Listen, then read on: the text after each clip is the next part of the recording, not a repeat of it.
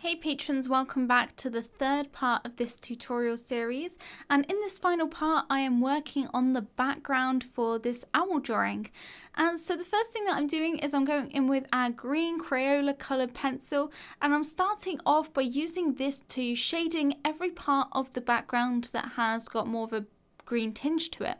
So I'm starting over on the left hand side, and as you can see I'm again being very light with the pressure that I'm applying to the pencil. So I'm not applying any pressure because again we are using the solvent technique, so we don't need to burnish this pencil into the paper, which means that I'm holding the pencil quite far back so that I get a wider motion to the amount of area I can cover in a quicker time, and I'm also being able to limit the pressure I'm applying to the pencil.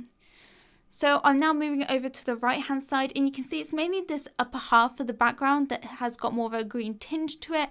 It goes from bluish grey in the top right hand corner, and then it slowly goes into green, and then towards the bottom it goes into more of a pinky flesh toned grey colour as well.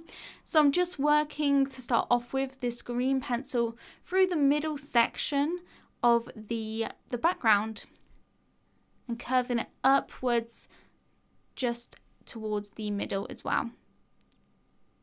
So you can see we've got a nice strip in the middle on this right hand side of the background, and it goes slightly up to meet the right hand side of the owl as well, which I'm shading in right now. And you can see that I'm going with different directions as I shade in multiple layers to help the tooth of the paper grip onto even more of the pencil. So you can see that I'm switching up the direction that I'm shading in, just so there I'm going at it from different directions. It really does help. I'm not applying any more pressure, I'm simply switching up the angle I'm shading at. I'm also integrating and transitioning a little bit of that green where that blue is going to be, so I'm shading a bit further up so that when I apply my blue and grey shades, it's more of a subtle transition. I don't just want to stop dead at where the green is, I want to fade it into where that blue is, so it's really soft, because at the end of the day this is meant to be a really nice soft background. So I don't want any harsh changes in colour, I want everything to really softly create a nice gradient between the colours. So that's why I'm adding even a little bit of green in the areas that aren't green, so that it transitions better. So now that I've gone in and added the green everywhere where it needs to be, I'm going in with my blue now, and I'm shading that in the top right hand corner, which I mentioned earlier is where it's more of a blue grey tone. And all of the background is quite like desaturated, so we will be adding quite a lot of grey as well. Once again, just repeating the same process of holding the pencil further back and just very lightly shading it, first vertically and now horizontally, to build up even more pigment onto that paper. You can see I'm overlapping it with the green as well, so that you can see we don't have a really harsh cutoff point between the green and the blue. It's more of a soft transition.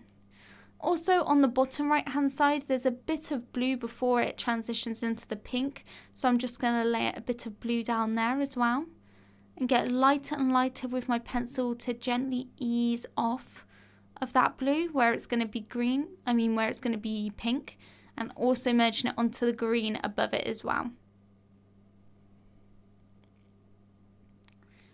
So you can see how I'm shading into the green, just how I shaded the green into the blue earlier on. And I'm going to add a bit of blue on the left hand side just next to the green. So we're going to go from green to slight blue tinge to pink on the left hand side. I'm now going in with our tan colour, and this is the colour I am going to be using for more of that pink tone. And I'm shading that all the way through that bottom section of the background, again overlapping it both with the green and with the blue. And you can see that I went vertically at the start and then I switched it to more of a diagonal direction as I shaded that second layer. Just adding a little bit more blue. You can switch back to other colours if you feel like you need to add more layers of a certain colour.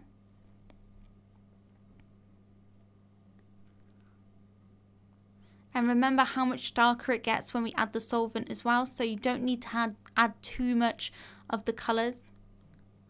Now I've switched over to the grey pencil, and I'm using this to get in not only the shadows but the areas that are more desaturated and have more of a grey tinge to them.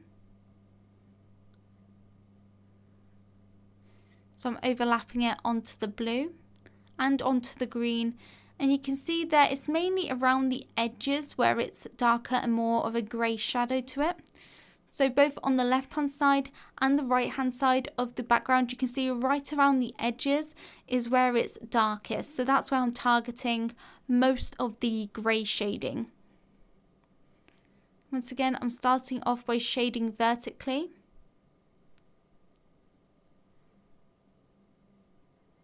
Just shading it over all of the areas that have got more of that grey shadowed tinge to them.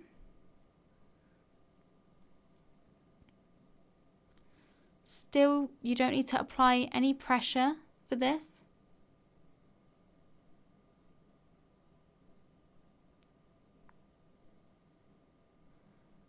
Going over the blue once more, but this time I went horizontally. And same on the bottom.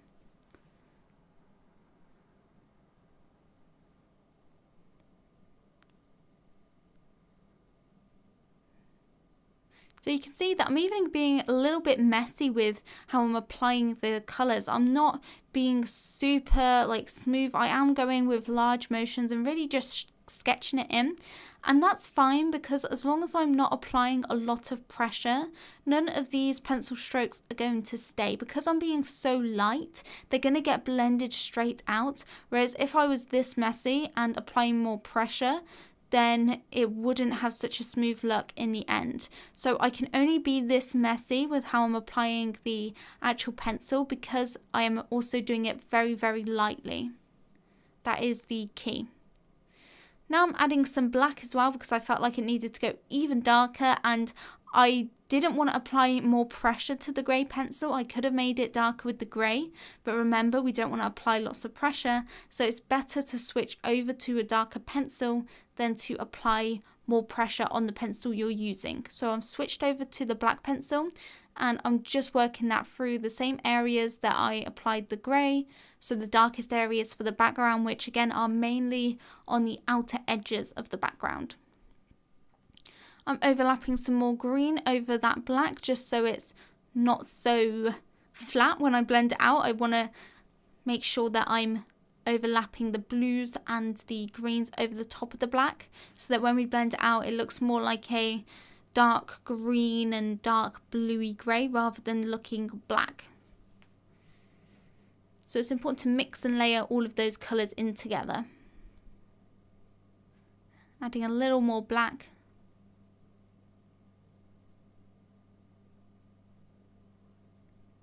And I'm just going to add some white as well, particularly for the areas that I feel are slightly lighter. I'm adding more of it there, but again, white is something that you can't really see when you lay it down, so you may feel like it's not going down, but trust me, it is. So don't apply lots of pressure. But I'm basically going to apply somewhat of a layer over the whole of the background, because having a white pigment down really helps to give that smooth, creamy finish. And that is a trick that I do. I apply a layer of white on top, especially this Caran d'Ache white or a wax-based pencil that's really creamy. It works really well when you blend it out with solvent. It helps to give a really smooth layer. So I'm just working it throughout the whole of the background. Just a bit of this white pigment. It will lighten it up a little bit because it's white, but we will be adding an additional layer once we've blended it out with solvent, and it just helps make it look smoother. So now it's time to go and blend this out with the Zest-It pencil blend, just like we did with the owl, using the same paintbrush, the same product, and using the same technique. Make sure your brush is nice and clean, because you don't want any colours from the owl, like the black or the brown, to get onto your background. So you can see that I'm using a bit of tissue just to clean off the brush, and I'm just dunking it into some of that Zested pencil blend and just cleaning it off onto the brush so that all of that colour is gone, and now I can go and blend out the background. Once again, going in circular motions to blend this out.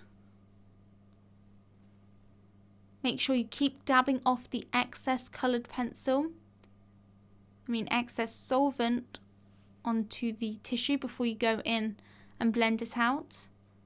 That's still really, really important, especially if you want to get a smooth look. So having less solvent on your brush is going to help you get a smoother look.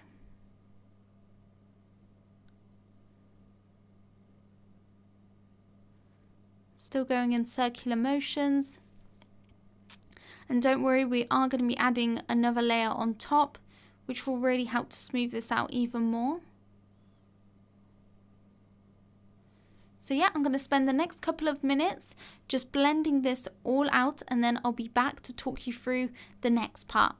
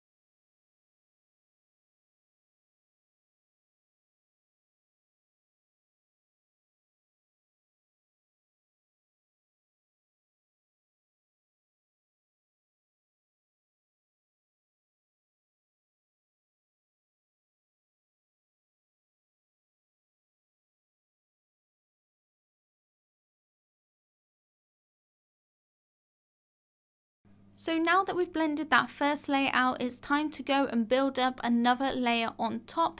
So just wait a few minutes for that to completely dry if it's still quite wet, just like we did before.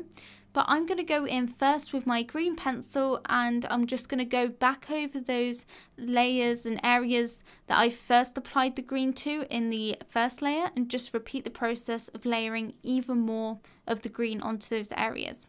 So I'm using the same colours, I'm just building up a second layer. So just repeat what you did for layer 1, just repeat it again. You just want more pigment onto the paper. And I'm just blending that out with the remaining solvent on the brush.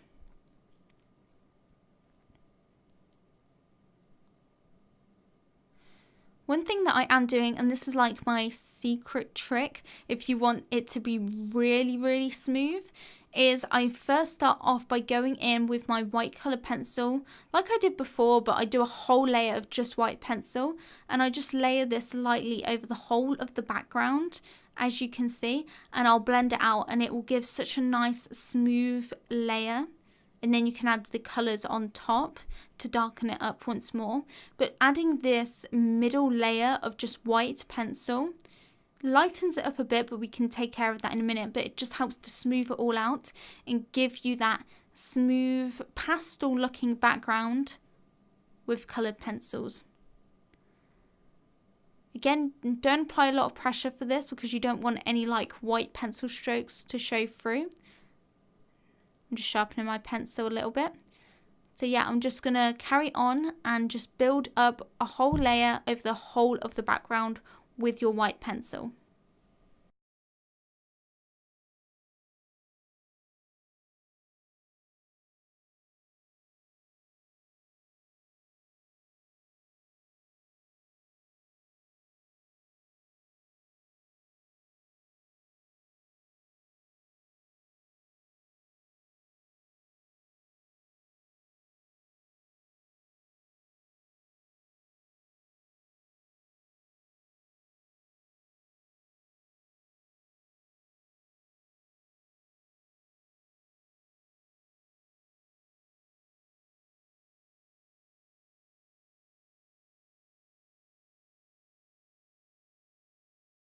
And once you've done that, you can repeat the same process of blending it out with your brush and your solvent.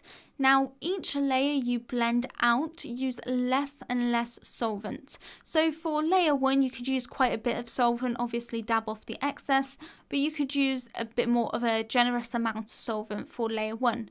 Now with layer 2, use less solvent on your brush than you did for layer 1. Use as little solvent as you can on your brush while still being able to get it to blend.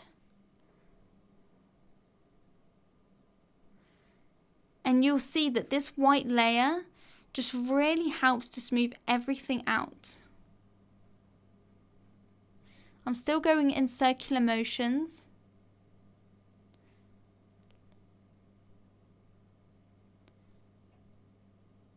It just helps to create this like mask of like a smoothing effect. So the important things to remember are still go in circular motions, still use the same brush and everything, just use less solvent on the brush.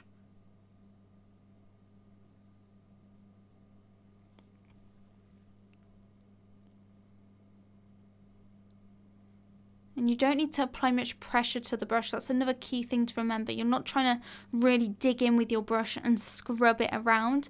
You just want to very lightly sort of blend the surface layer. You're not trying to dig in the brush and really scrub that paper. That's not what you're trying to do. Just be as light as you can. Just enough pressure to get the colored pencil to blend, but you don't want to disrupt the underneath layers, so be very light and gentle with it. Also, you don't want to damage the paper either. So once again, I'm just going to spend the next few minutes blending this out.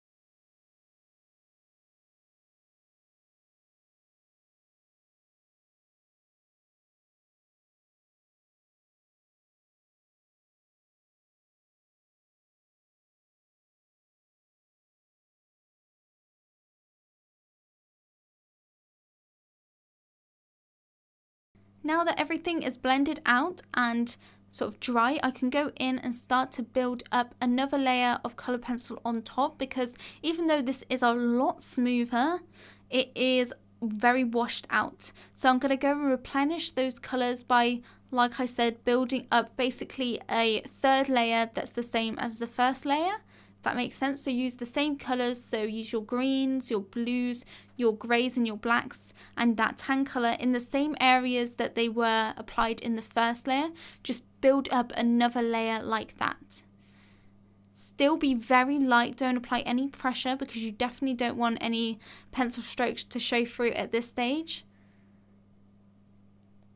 But you can see that it does really easily go on top of that previous layer and it does show up. Starting off with the green, just working it through the right hand side, that middle section and a little bit around the outside of the owl. And I will be working it through the little strip on the left hand side that we can see as well. Just applying the pencil vertically, still holding the pencil quite far back. We will be blending this all out as well.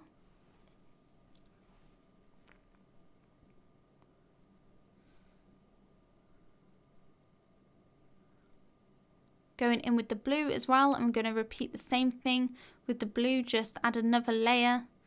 Slightly overlap it with the green as well to get a nice soft transition when we blend it out. Still want to keep everything as soft as possible. And working a little bit of the blue throughout the bottom. Gradually easing off because it becomes more of a pinky tanny colour. Now layering that tan colour in the bottom left hand corner of the right side and also a bit over on the left hand side as well. Adding a bit of blue to break up the green from that pink. And now we're getting into those darker colours, so again I'm going to layer the black and the grey, starting off with the grey in the exact same places that I layered them before, mainly like I said around the outer edges. So you can see that I'm mainly using vertical strokes, so just shading it back and forth vertically. And it does look very messy at the moment, but trust me, it will get really nice and smooth. So now I'm going in with the brush and I'm just blending all of this out. I didn't even add any more additional like solvent onto the brush. I'm just using what's already on there to blend it out because again it's an extra layer, so it means use even less solvent. So you really don't even need to apply more solvent to the brush, just use what's already on there, or if you haven't really got anything on there, really dab it off the excess. Dab as much off as you can do.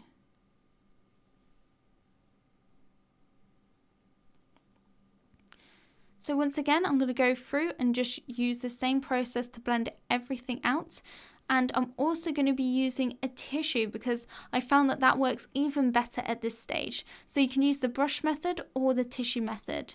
And for this, I'm just going in with a clean tissue. And because the solvent's already sort of on there, going in and using circular motions really quickly smooths everything out. As you can see, gives you such a smooth finish, because it's using the solvent that's sort of already down on the layers sort of underneath, and it just blends everything out really beautifully. So you can see how quick that was. I want to darken it up even more, so I'm going in with my black pencil and I'm just going to shade this throughout those shadowed areas, mainly on the right hand side. And we will be using the tissue method to blend that out as well. From now on, we'll be blending out just by going in circular motions with the tissue. Use a clean tissue for each new layer that you're blending out.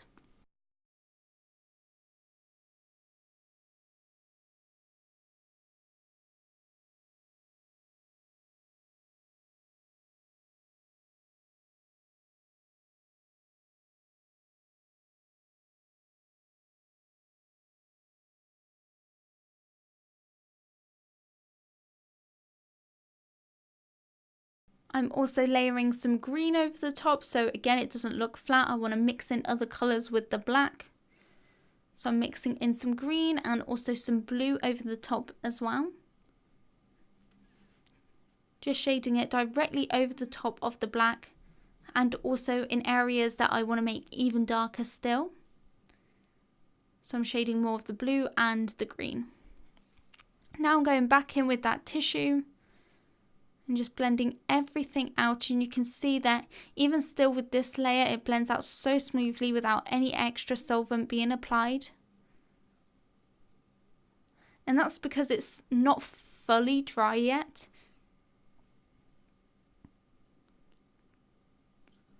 So it's not been left for days to dry, so it still can help to blend out these extra layers. The solvent's still sort of active enough and wet enough. It's not like wet because I was able to add the layers, but it's still there, not fully dry, if that makes sense. So it's good for blending out these final layers. Now I want to go in with my white pencil, and if you look at the reference, there's a few areas that are a little bit lighter. So I'm going to just go and brighten up some of these areas. Particularly one of the sections in the middle, one at the top and one at the bottom. I wanted to create more of a contrast in the background.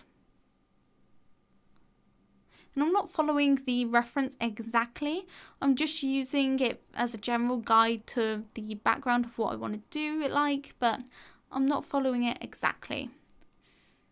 And once again, I'm going in with a clean tissue. It's very important that you don't use the same tissue that you used to blend out those black areas early on, otherwise it will get rid of these highlights. Use a clean tissue and just, again, blend it out. You might need to use more pressure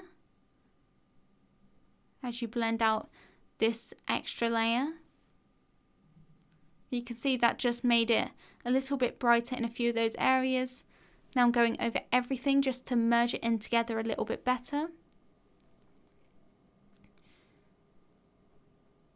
Now I'm just going to go in and add a few feathers from the owl into the background, because I want to tie the owl into the background. I want to make it look like it's a part of the background. So I'm going in first with the black and just adding a few little details, a few little feathers over onto the background.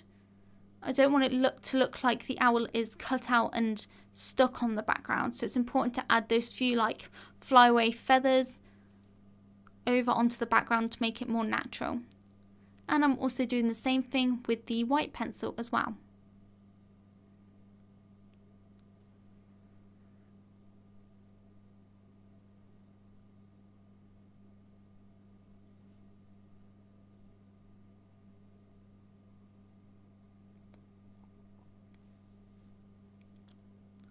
So you don't need to go overboard with this, you just need to add a couple. Just to break everything up and to make it look more realistic and natural.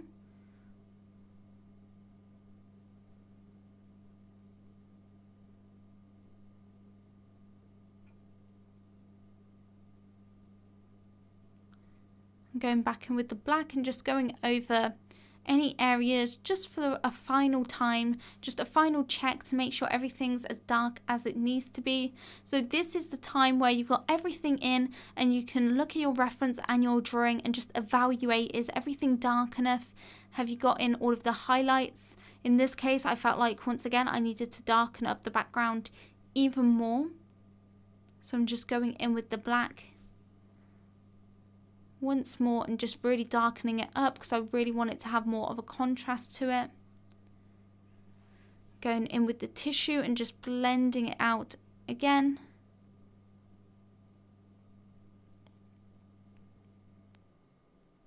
Switching over to a clean side and just really blending everything into each other even more. But anyway guys, that's pretty much it for this tutorial series. I really hope you enjoyed it. If you did follow along, then remember you can post what you created on the community tab. I would love to see what you guys created. Let me know what you learnt from this series. Whether you'd like to see more like this. Of course, I'll be doing more animals in coloured pencil. Let me know what animals you'd like to see me do next in coloured pencil.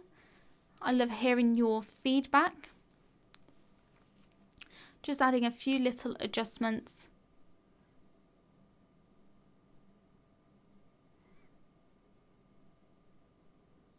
And so yeah, once again, here is the finished result. There is a bit of shine when it was like directly downwards, so I felt like I needed to show you once the tape is off so you can really see how dark the values really are.